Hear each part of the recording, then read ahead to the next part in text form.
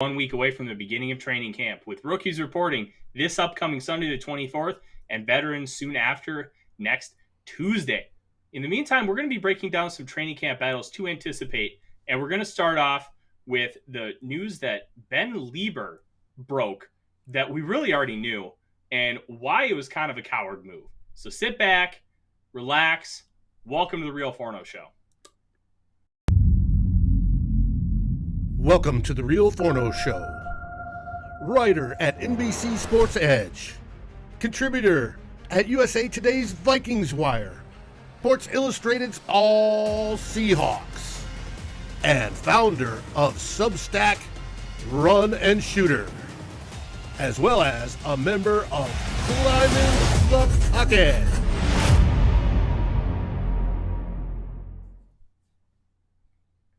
Dave, welcome aboard. We are here in the anti-coward corner, and we are going to have some fun because, let me tell you, well, we're going to start with an evisceration here this evening. How are you on this glorious Monday? I'm great, and I love Coward's prediction. I hope he comes true. I hope he's right dead on, and it comes true. Look, if the Vikings actually win 13 games, that would be a borderline miracle. It would be the 100th percentile outcome to reach that 13-game plateau, especially with the schedule we're facing. All the changes that have to hit right away without having a lot of growing pains. That would be fantastic. But we're going to start on a little bit of a different note. And I mentioned it in the open. Ben Lieber came out with CBS Radio's Zach Gelb talking about Kirk Cousins and Mike Zimmer's relationship. And Mike Zimmer did not like Kirk Cousins. One, shocker. Why would it? Yeah, here's the frustrating part. Why would it take him 7 months after Mike Zimmer got fired to say something? And this is one of the problems I have with the quote-unquote state-run media, and why NFL Network itself is it's a major conflict of interest, right? When you are covering the team that pays your checks, it can really hinder your ability to present yourself as unbiased and 100% credible. Now, you can be one of the smartest and most well-respected people in the world, but you're also going to inherently not say things negative against your boss. Where NFL Network or NFL.com, it's the league itself.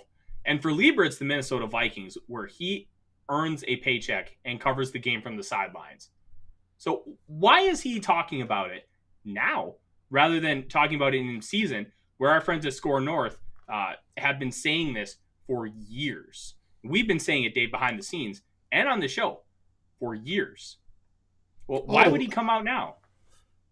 The whole idea that he didn't like the signing of Cousins started at the signing of Cousins. The whole picture of the Wilf standing there with Kirk and Zim off to the side with a grimace on his face, that started then. It was, and the whole Zimmer prediction that the quarterback's got to be right or I lose my job. And it played into, fruition that actually happened. It's nothing new. Why Lieber comes out with it now, there's got to be some sort of, I would guess, personal motivation behind it. There may be owner motivation behind it. However, I'd hope not. But there's something that, they're going to blame everything on Zimmer. And then if something goes wrong, right, like Score North has said, there's no excuses anymore. You clean the slate. You said, now we got to go this way. So you're going that way. But most likely they'll come up with an excuse if something goes wrong. That's their modus operandi. It's going to happen. And when you have a dynamic where coach doesn't like the quarterback doesn't like the coach stuff, that's a two people issue, right? There's stuff on both sides of that. Now, the coach doesn't have to be liked by all his players to be effective. The quarterback doesn't have to be liked by the coach to be effective. And there's many situations where that wasn't the case across the league. But to come out now, to come out with this, and it's a steady drip, drip, drip, drip, drip since last season. After everybody got fired, it's all Mike's the bad guy. Mike's the evil guy. It's all Mike's fault. And when you look at things throughout life and you get to certain points and decisions and you look at stuff, how stuff happens, it's rarely just that one guy's fault.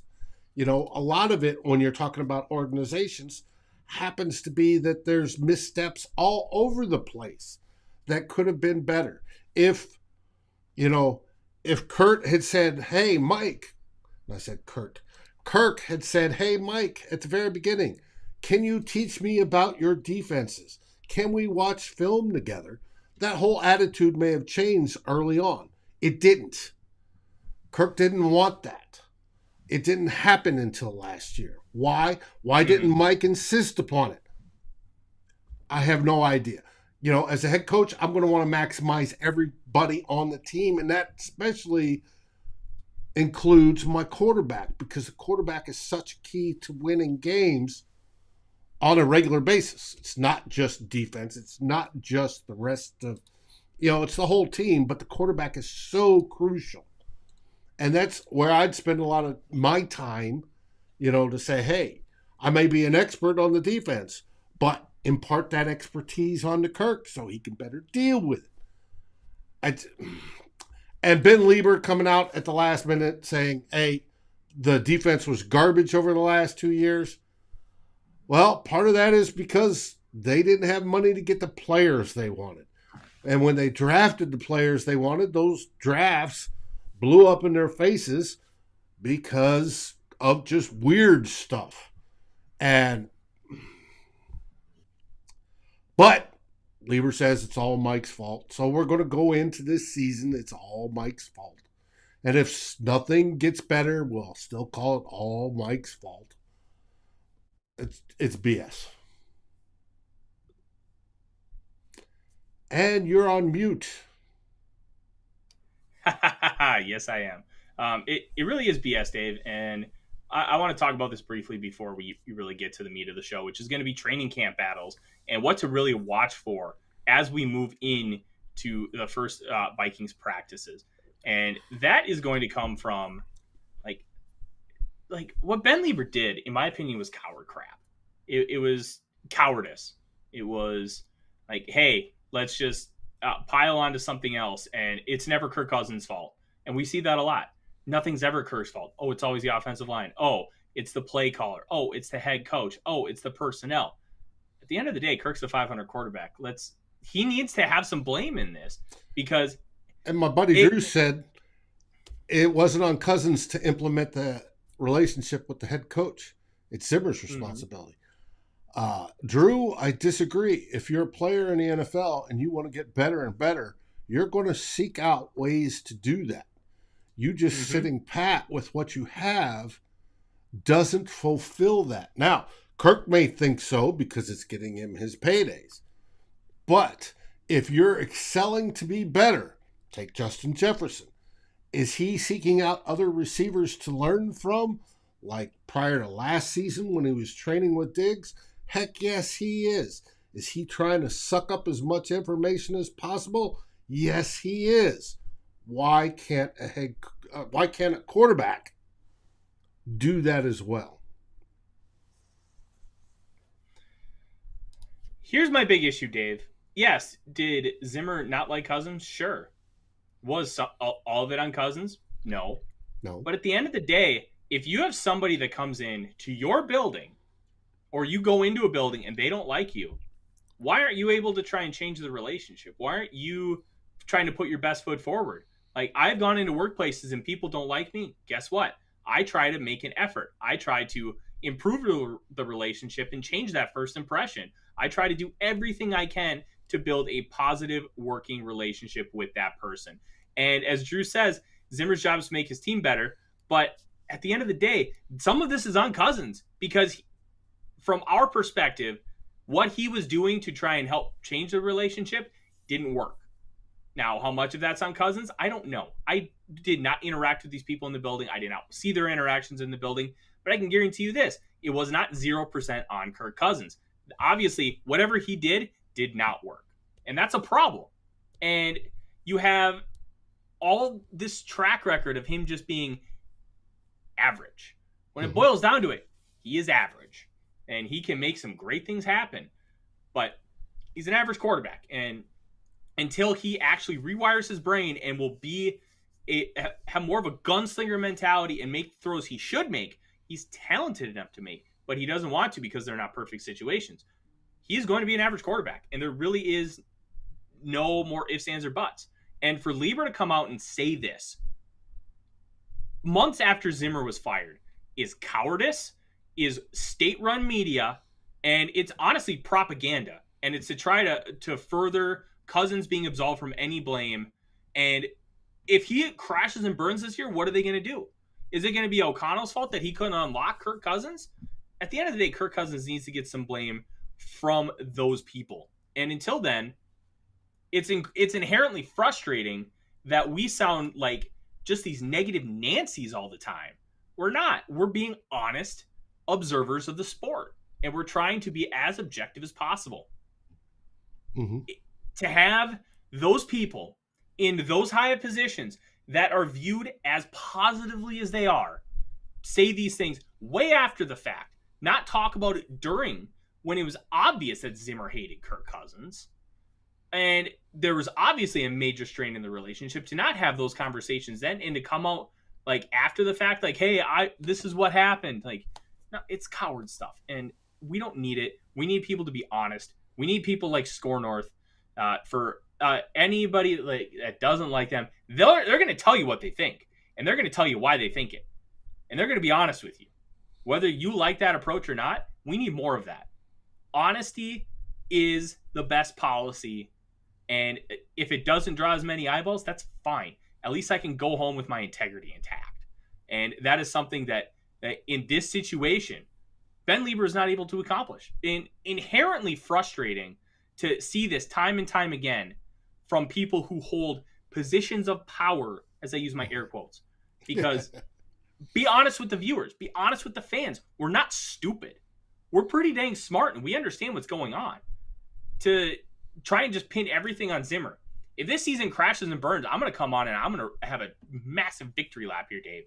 Because I've been saying it all year. You can't expect everything good that Zimmer was doing to stay, and O'Connell is just automatically going to prove everything that was bad, and this team is all of a sudden going to waltz to a Super Bowl. That's not how that works. That is a 100th percentile outcome. If it's a 100th percentile outcome, it's incredibly hard to do. That's what Tom Brady has done over and over and over again. He's the biggest anomaly in the history of sports.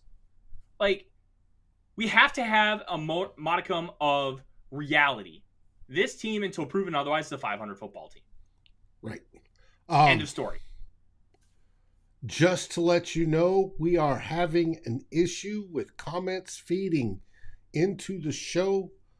I have seen C-Wise has posted about Kirk's net worth under Mike Zimmer, and then Andrew agrees that Kirk has some blame. It's dynamic. Interpersonal relationships is always dynamic. It's always complicated. It's just, it irks me that somebody doesn't want to improve and do what they can, whether they like the individuals or not, to do that. And that comes across to me. And that I worry about that this season, when you have Kevin O'Connell, who's wanting to do the same thing and get him to improve, and let's see if he does. Yeah. We could go on and on and on about this topic, Dave, but at the end of the day, what Lieber did was a bunch of crap. Mm-hmm. And to really try and bury everything on one guy, who in all honesty was the reason the Vikings had a lot of their success. And then to completely absolve Cousins of blame is grade A propaganda, and quite frankly, unfair to the realistic expectations of this team, because you're setting it in fans' minds that Kirk Cousins is not at fault. Where in reality, he shares a decent percentage of that blame. We don't know what that is. We don't know if it's 5%, 20%, 50%, 80%. For all we know, Kirk Cousins could just be not a great individual to be within the locker room. He could be great. We genuinely don't know, and we're going to hear all about it the second he leaves, because people are going to start talking. They are going to start. And it's just frustrating because Cousins needs to be held accountable, and this fan base is not doing it. And now all of a sudden I feel, or I'm portrayed as this hater when I'm just trying to be objective and honest about it. And that's frustrating because I should not be painted that way. I should be painted as, hey, I am speaking my genuine opinion. I'm going to give you data to back it up. And then you have Lieber coming out and pulling the stateroom media crap. And here we are. We're having one of the same conversations over and over and over and over and over again. Because it just keeps being perpetuated by those who are in positions of power. It's a bunch of crap. But we're going to move on because I could vent about this all day, and you did not come here to hear me vent about Kirk Cousins for the umpteenth time. And here's what we're going to talk about. Dave, we are going to talk about training camp. We're going to talk about some battles in training camp. All right? We're going to kind of take it position by position, and we are actually going to start with Kirk Cousins because this is a very intriguing element. You have Sean Mannion and Kellen Mond behind him, but the idea of bringing in Kevin O'Connell over a potential defensive coach or a different style of offensive coach is you want him to unlock Kirk Cousins. They have a pre-existing relationship. Kevin O'Connell called a few plays for Kirk Cousins in the 2017 season and was a full-fledged offensive coordinator in Jay Gruden's last year in 2019. That offense was led by Case Keenum. It was a disaster zone. It was a dumpster fire. Not Kevin O'Connell's fault per se. The personnel, not great. There's a reason why Jay Gruden got fired. At the end of the day, you're expecting Kevin O'Connell to do what they did with Matthew Stafford. Now, Stafford was handed the keys to a Ferrari and was told, hey, go drive this. And Matt Stafford's never driven a Ferrari before. But they trusted that he'd be able to take them to the promised land, and they won. They won a Super Bowl. Kirk Cousins has a not too dissimilar Ferrari that he's driving, and he's been driving it for a long time. Difference is, Kevin O'Connell's supposed to have those souped-up aftermarket parts. We install those aftermarket parts, which is honestly the slight differences in scheme and philosophy and play calling, and he is supposed to be able to drive it all the way. Problem is, Kirk Cousins has never held a lead before in that original Ferrari that he was driving. Now we're expecting him to be able to really take a massive leap. When you're a 34-year-old man that's been in the league for 10 years, been a starter for the majority of your last 13 seasons playing football, you're expecting him to be completely rewired in his brain. Dave, I'm a 32-year-old man. It is not easy for me to completely rewire my brain for something. I am only 2 years younger than Kirk Cousins. That's just an unfair, unrealistic expectation of the man. He's going to be who he is. You can slightly improve some areas, but for him to all of a sudden go out and be a Matt Stafford gunslinger type, which honestly is what he needs to be because he's way too conservative, and we've had many conversations about that, I don't think is necessarily fair. Now, could some of that have been Mike Zimmer's fault and the offensive coordinators telling him to, hey, calm down? Sure. But Jay Gruden was telling him over and over and over again, and Mike Zimmer did in his last year, open it up. Make a big boy throw. Make a throw that's a little bit questionable because you have the arm talent and skill to do so.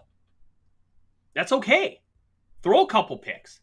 Matt Stafford threw 41 touchdowns last year. I believe he was second in the NFL in that number. He also threw 17 picks, tied for first. At the end of the day, you still have a 2.5 to 1 touchdown interception ratio, which is an elite split. It's okay to throw a couple extra picks if it means you're throwing that many touchdowns and you are that effective on the offensive side of the football. Problem is, I don't see Kirk Cousins going from conservative Kirk to Warren Moon in the peak 1990s Oilers run and shoot. We're not going to see some kind of massive leap. He's going to still play within himself. And I can't see him all of a sudden just having a switch flipped and making all those throws. I just don't see it plausible. Well, you could be trained. You could be trained out of bad habits. You could be trained into good habits. You could be trained to do some of that. It comes through repetition. Is he going to get the repetition needed this offseason and in the training camp once it starts next week? That he's put in those positions where he has to make those decisions, and then somebody is making sure he's making the right ones. That O'Connell's standing there going, all right, you threw the check down to C.J. Ham. Why didn't you go for Justin Jefferson over here? And he'll say, well, we had too high coverage. Or whatever the excuse is. He says, no, I want you to push that. Here, next time, let's repeat it. Everybody line back up.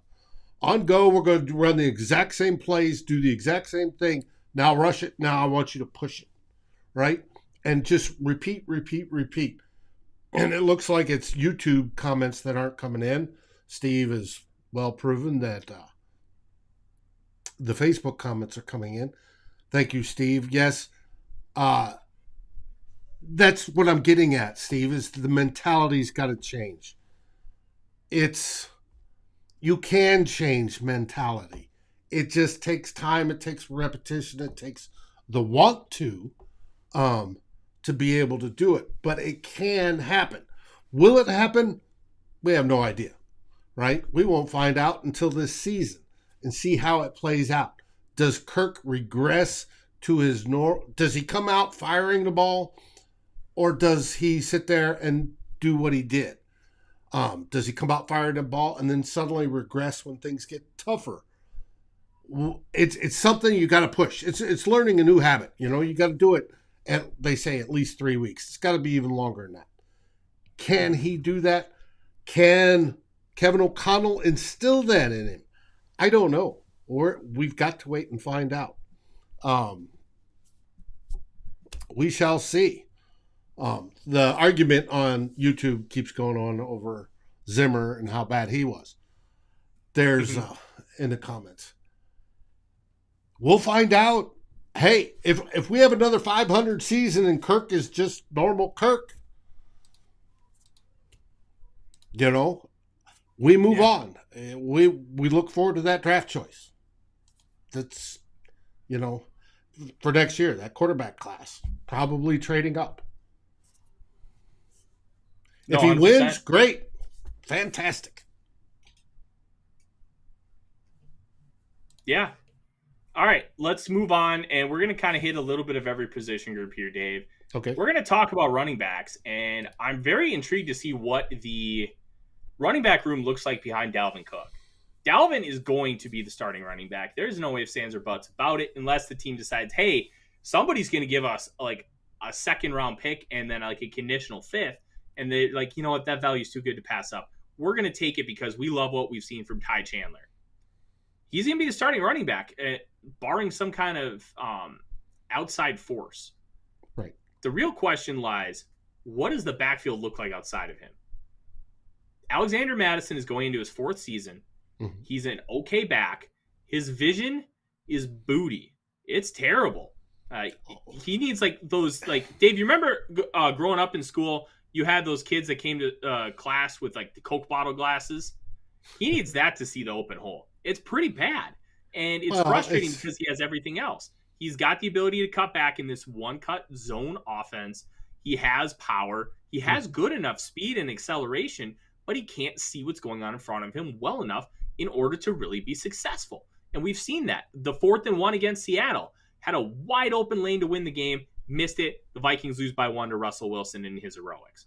And too many times he's missing the open hole and getting like no yards or even a loss when he could be getting 5 or 6.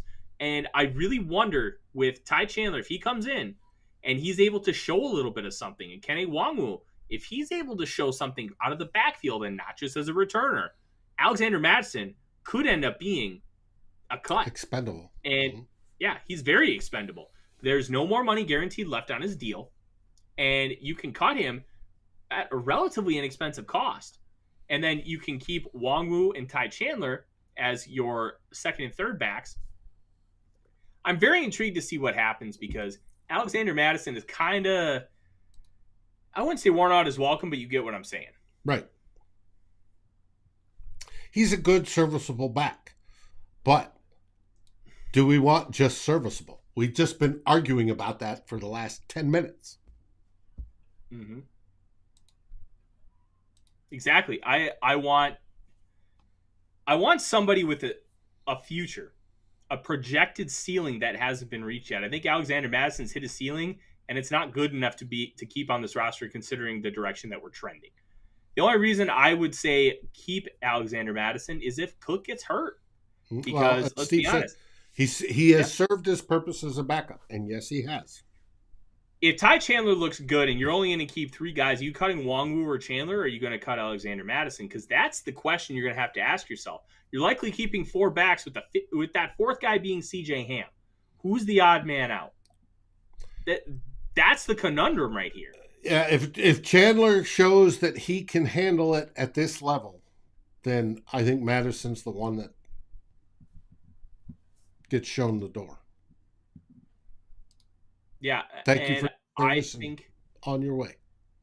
Yeah, I think he is going to get shown the door, and that's one that I'm going to be keeping my eye on throughout camp. And then the next one is going to be wide receiver depth. You have Justin Jefferson, Adam Thielen.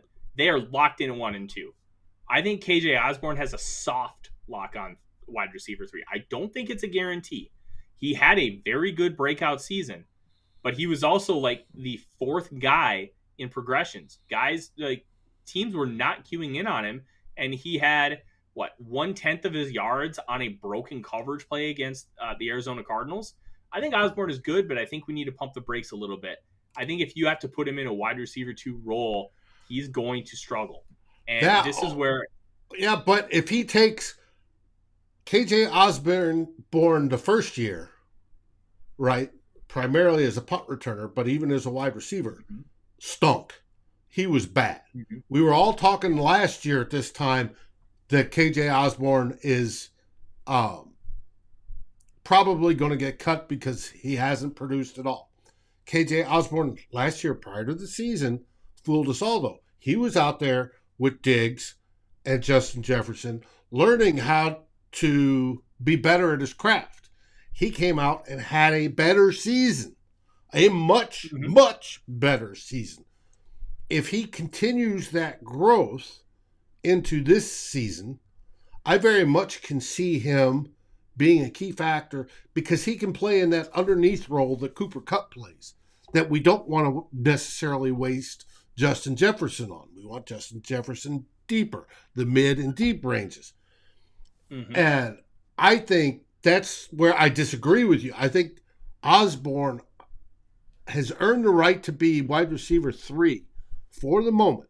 He's still got to go out and prove it again, but I think he can be that. Now, you add in who we're going to talk about next, an ISM,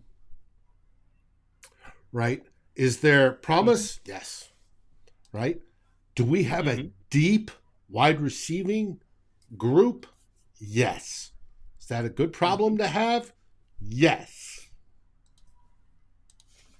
I think so. And I think one of the interesting elements is even though Osborn really did a great job improving from year 1 to year 2, he wasn't even drafted as a receiver. He was drafted as a punt returner. Right. And I think he deserves all the credit in the world.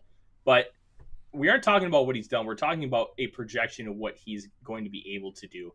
And I worry about him being wide receiver 3, especially if one of the top 2 guys goes down and he has to step into an even bigger role. Because I think that's where your issue lies. And that was one of the reasons why I was beating and banging the drum for the Vikings to take a receiver high.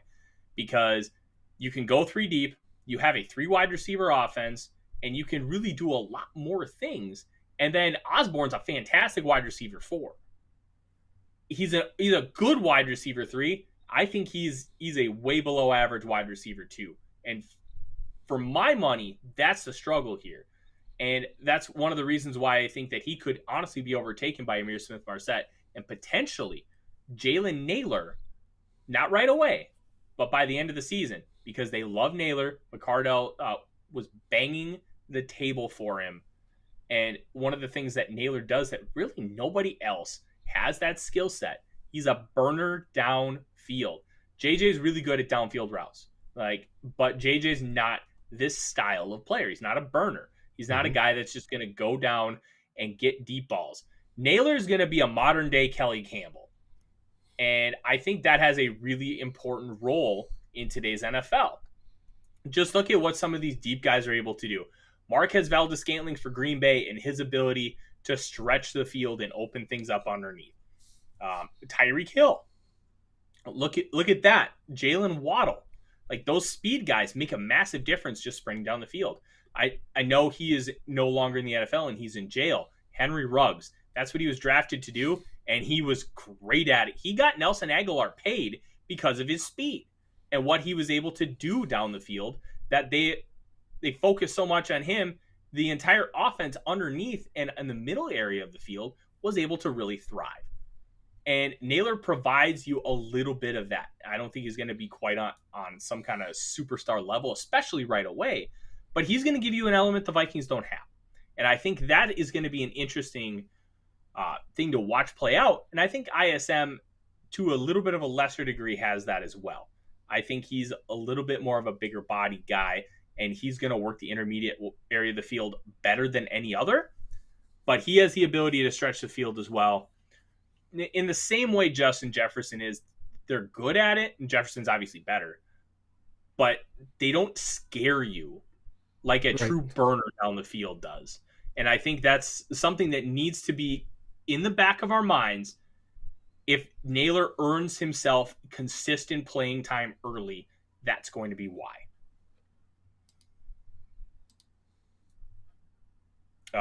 Drew saying in the chat that Naylor is better than ISM. I don't know about that. You can honestly say that the Michigan State offense is way better than Iowa's.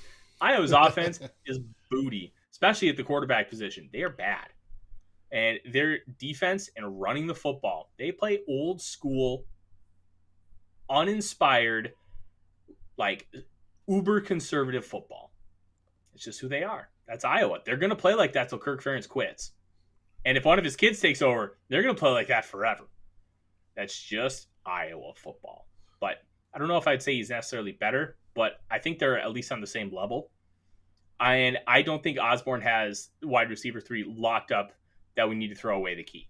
I think that needs to be something to keep a modicum of your eye on, because I think there could be something there.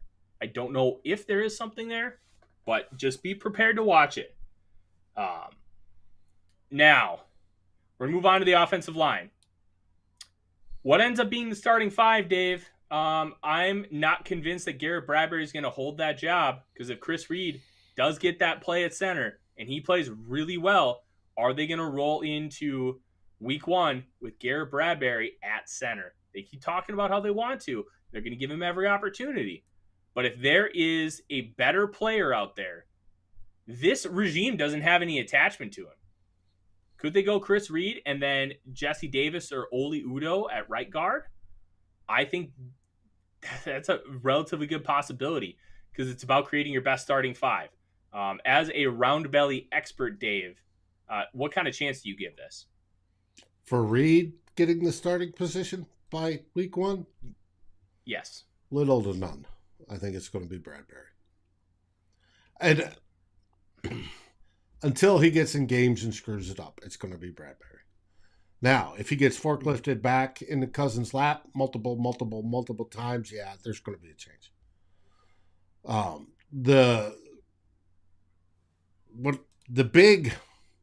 want to see Reed play center. We're going to see that in the preseason games.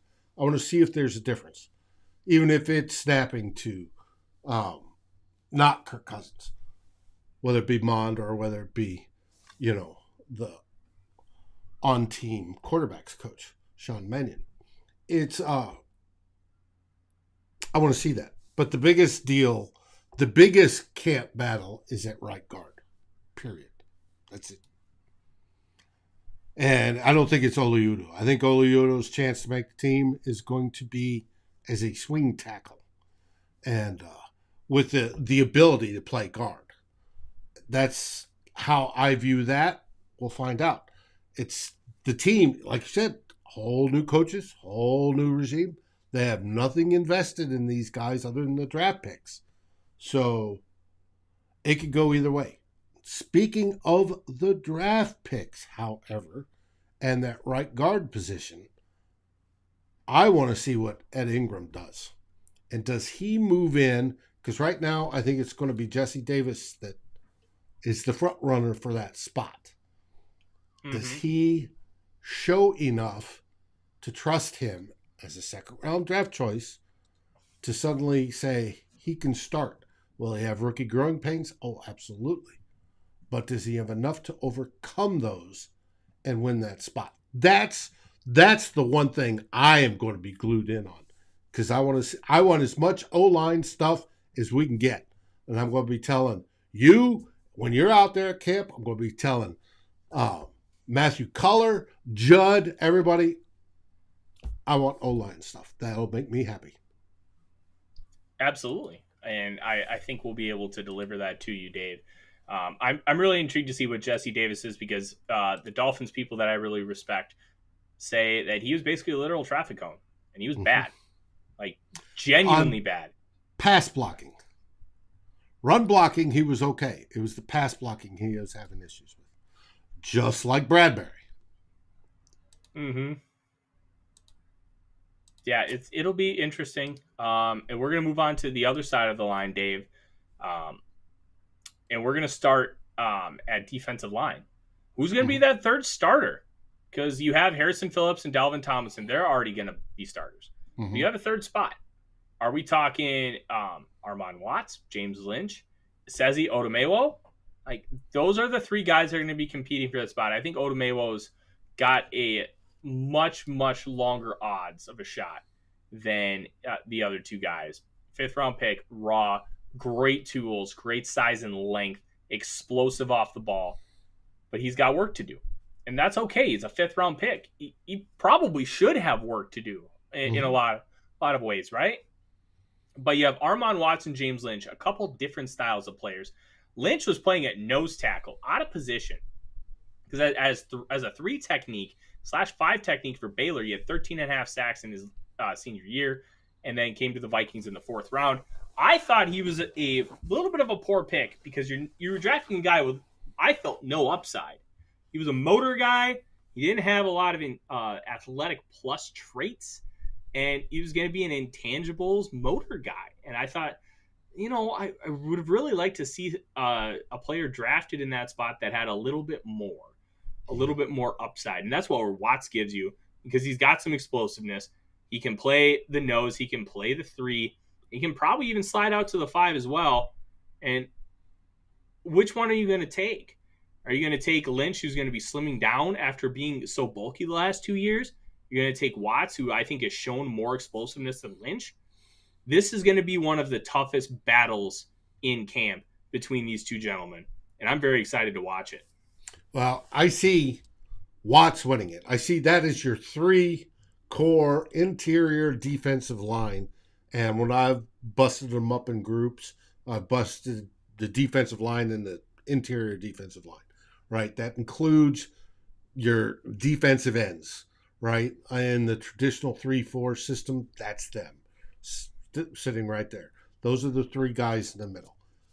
Now, who comes off when they go into a 4-3 set type deal, or any variation of that, is going to be an interesting question. Will it be Phillips? Will it be Tomlinson on that 3rd down? Will it be Watts? Will they bring in somebody like Lynch, who I think gets better pass pressure? That's going to be interesting. But I think your starting 3 on the interior defensive line is who I'm showing right up there. Tomlinson, Phillips, and Watts. I think Watts is going to win that. I think Lynch is definitely, I would put that first in there, especially 3rd down, getting pressure, the motor, you want that. Otomewo, who knows whether he makes the final 53 or not. He's going to definitely make the practice squad if he doesn't. If he makes it through waivers, which most everybody does, we're going to have to see in camp. And hopefully everybody stays healthy and we don't decide it on injuries. So I'm not seeing that big of battle here. I'm not seeing what you are. My question is, we're going to see it on the backup and who's coming in rotation. I think Lynch has the advantage there. But we'll see what this defensive line coach and Ed Donatello are looking for. Exactly.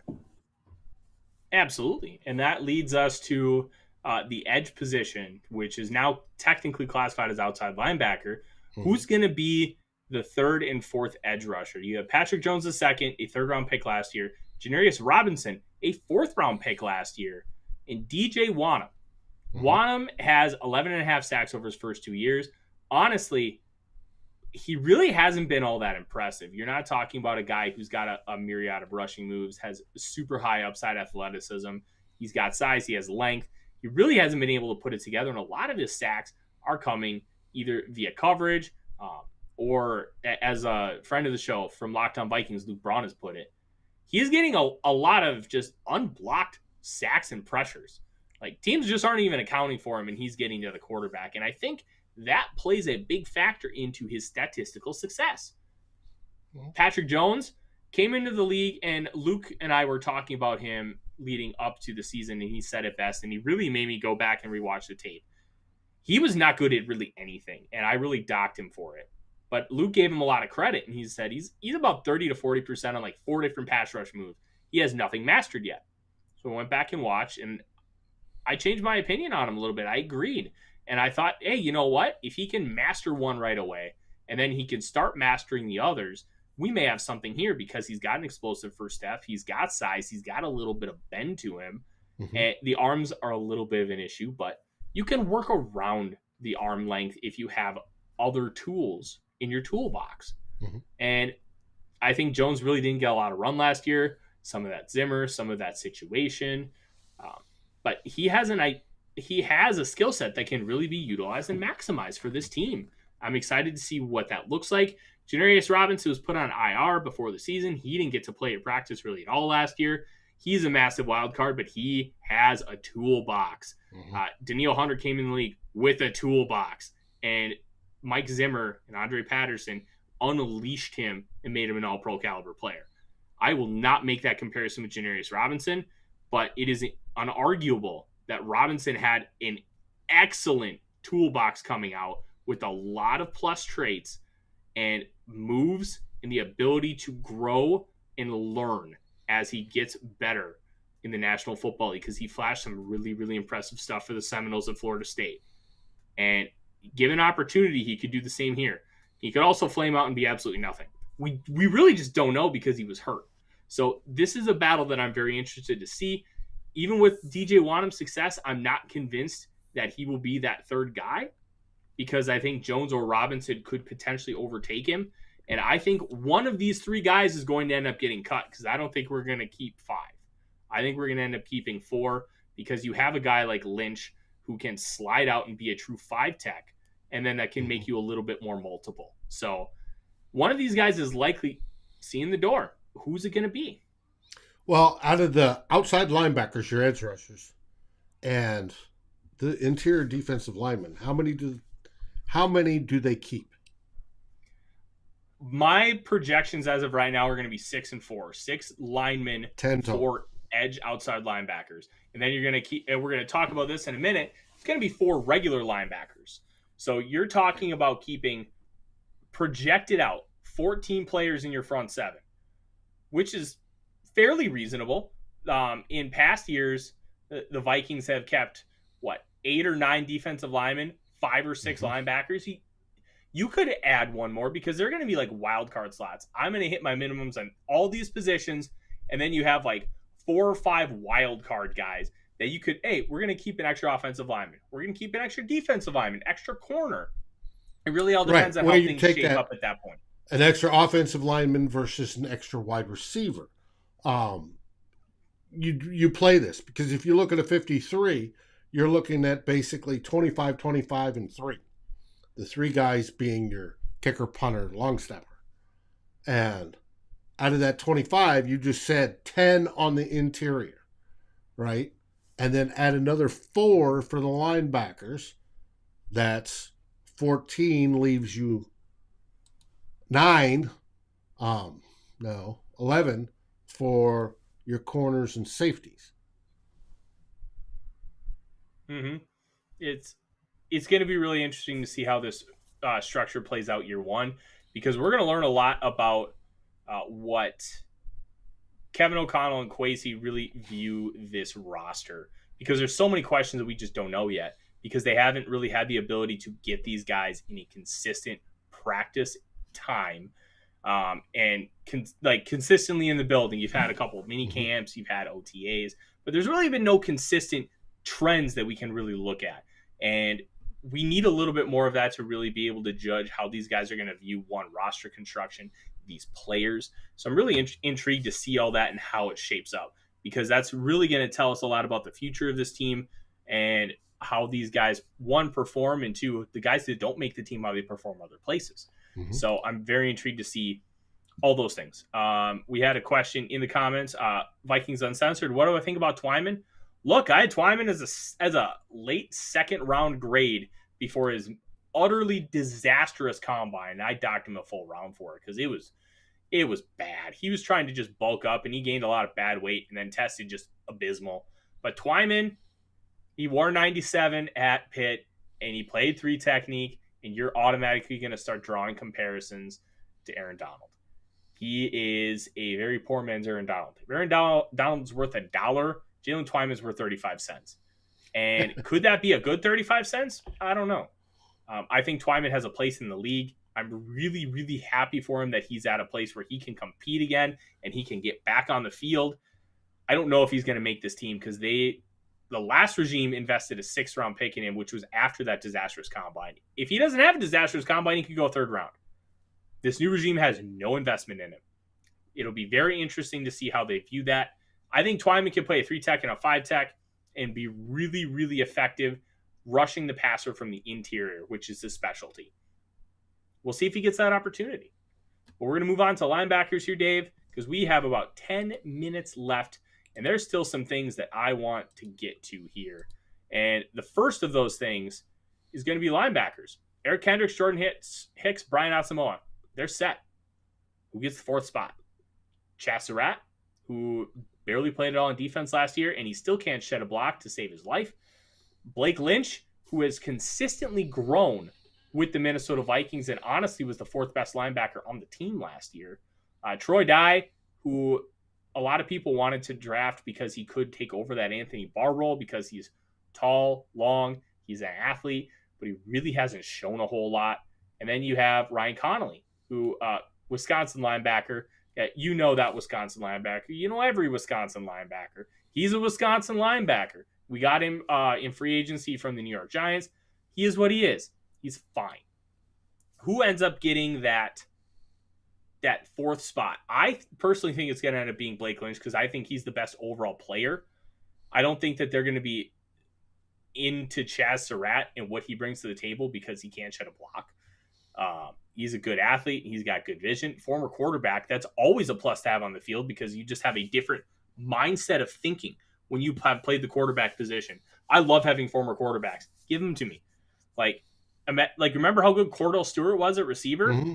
1, he was a great athlete. 2, he was a quarterback. Antoine Randall was as good of a receiver as he was because he was a quarterback. Like, there's something to being a former quarterback and playing a different position. It is a net positive.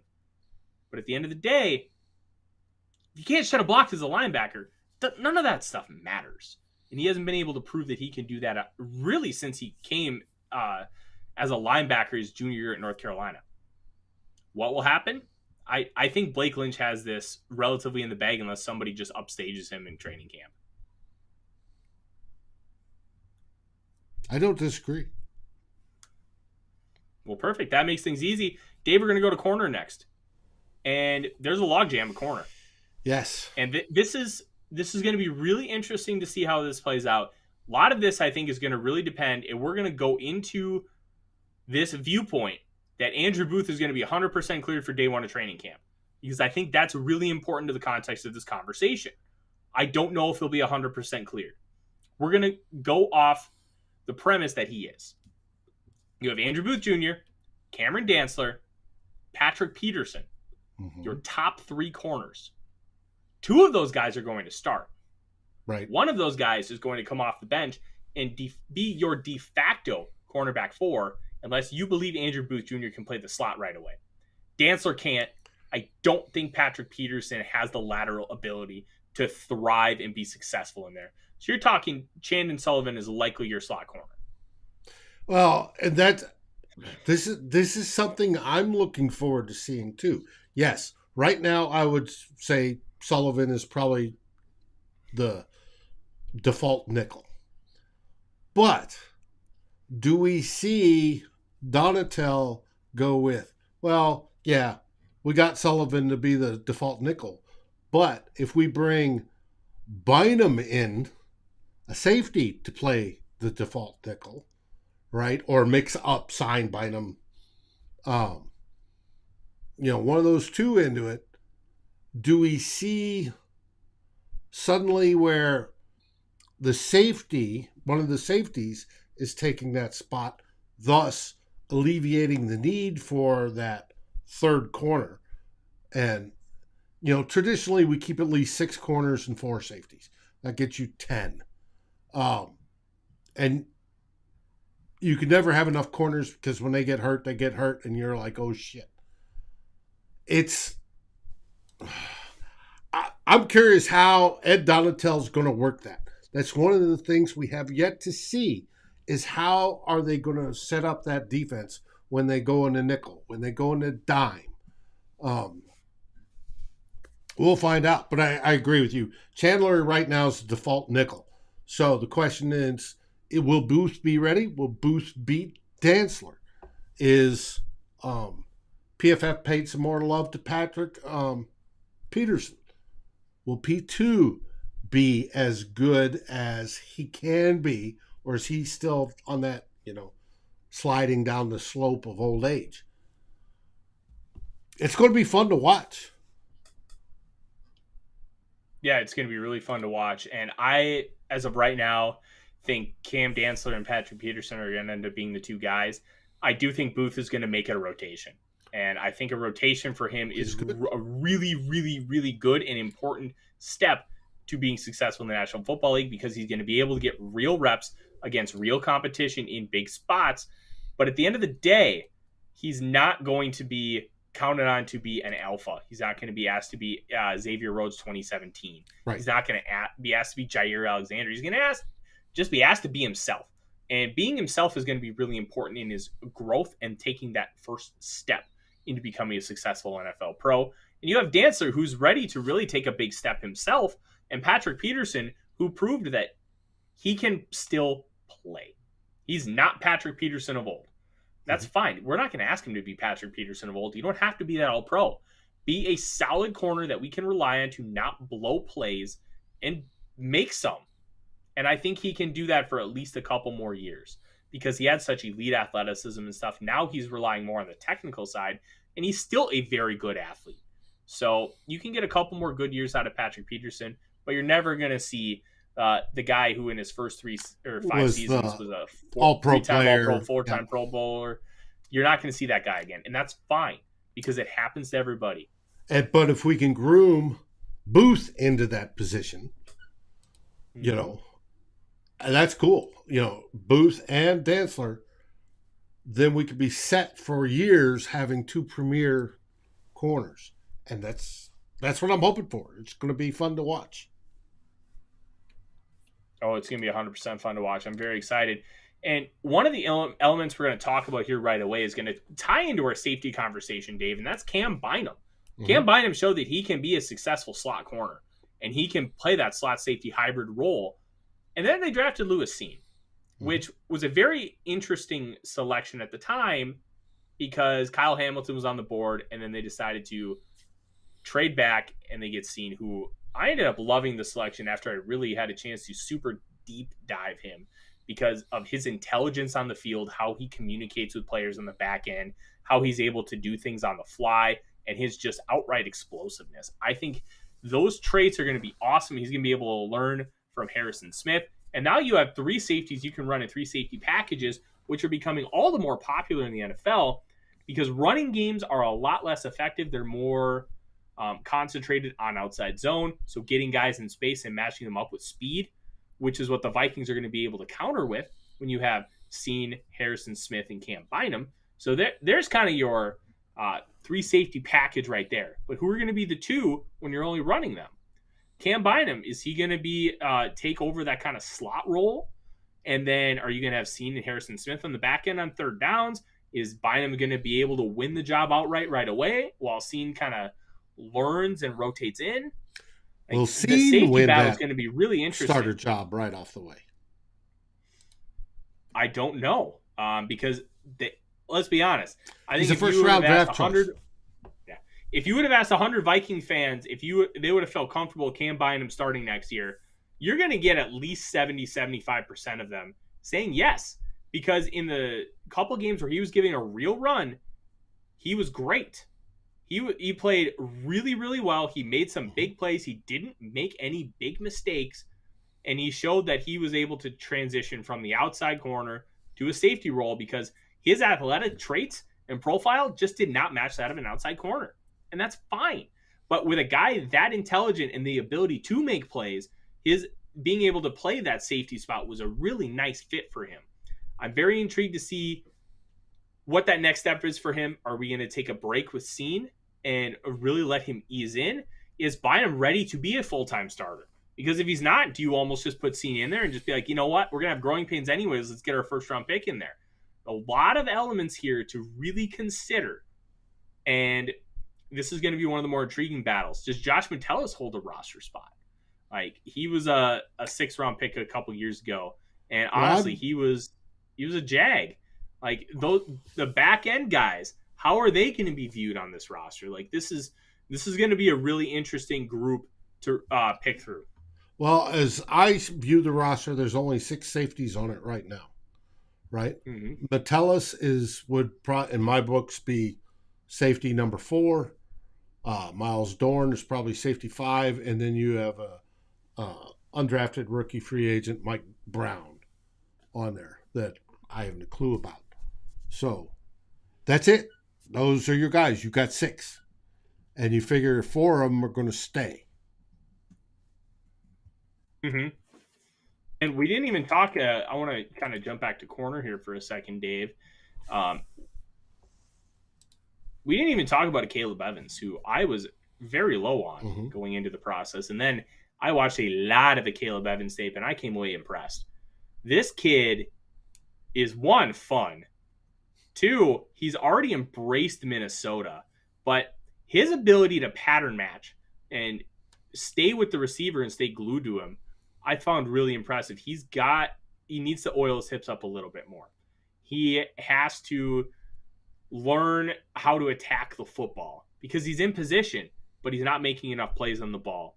And if he can kind of figure a couple of those things out, we could have a real gem in the 4th round. And now I'm really starting to understand and see why the Vikings decided to trade a 2023 4 in order to move up and go get this young man. And that is an element to this defensive back room that we really haven't had a chance to discuss yet. Evans is a real wild card because he could get some real playing time right away. He's a 23-year-old, he's a 5th-year senior, played 4 years at Tulsa and then 1 year at Missouri. He's seen big boy, high-level competition and played relatively well. Like, this defensive backfield has a lot of question marks, but a lot of potential answers. And how everything shapes up is going to be really fun. And I want to address something that Drew said in the YouTube comments. Bynum is a good football player, but Seen's on a whole different level. I agree. And I said also in the comments that we're talking kind of about week 1. I think Seen's going to end up being the starter at some point this year. But week 1, is Seen going to be ready? We don't know. We genuinely don't know. We know what we've seen from Bynum, and they may want to prefer that experience right away and rotate Seen in. That's where the preseason is going to really tell us a lot about this team. Well, and to me, it doesn't say enough. Because of the collective bargaining agreement, you only have 12 practices and pads. Just 12.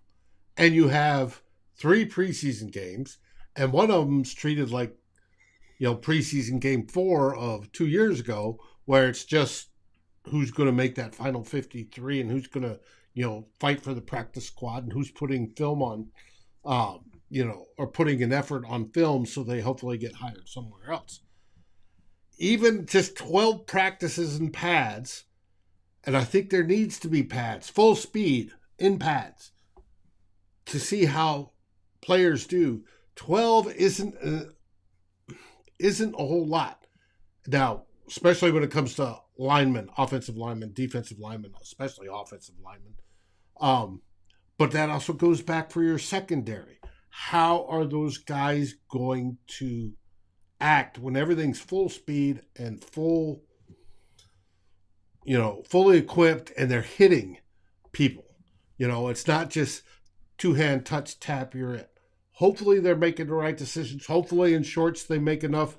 Yes, I'm going here. I'm reacting well.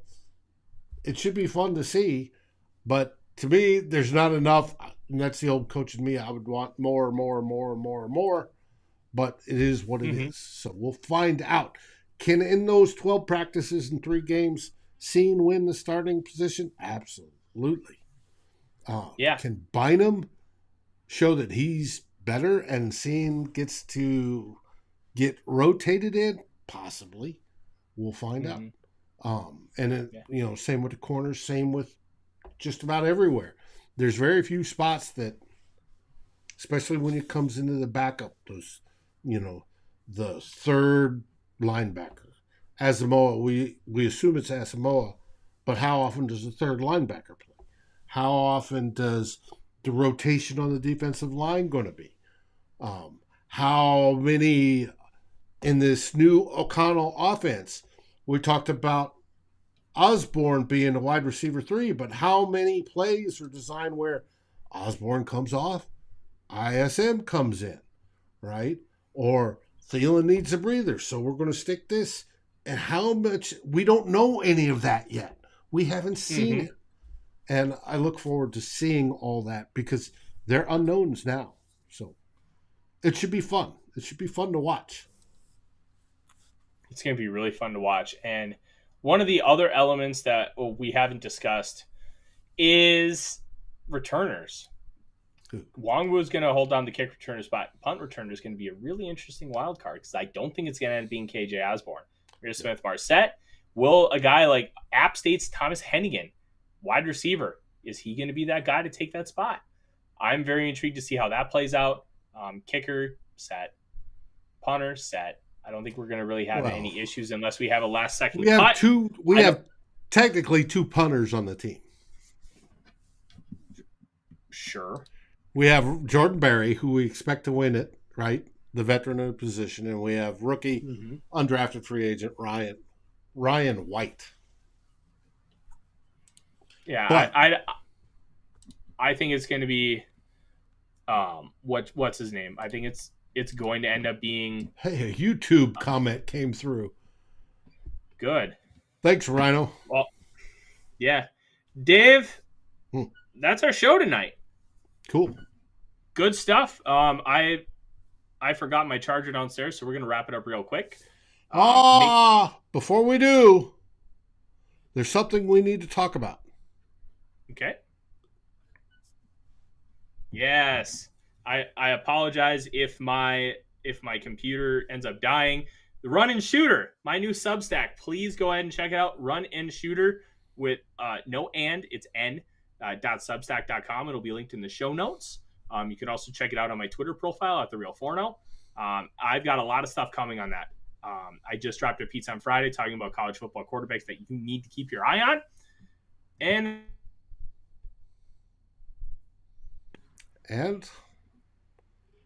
suddenly we're having internet. No. And there he goes. I think Tyler's computer just died. He was warning us about it. That's what they make plugs for, Tyler. Anyways, want to thank everybody for watching tonight. We hope you have a great week. There's nothing on schedule until 2-0 Bloggers this weekend. We are also going into a group-by-group look into training camp, who's doing what. Hey, Purple Haze, thank you. Finally glad that YouTube remarks started coming in. The rest of you, as we always say, Skol Vikings!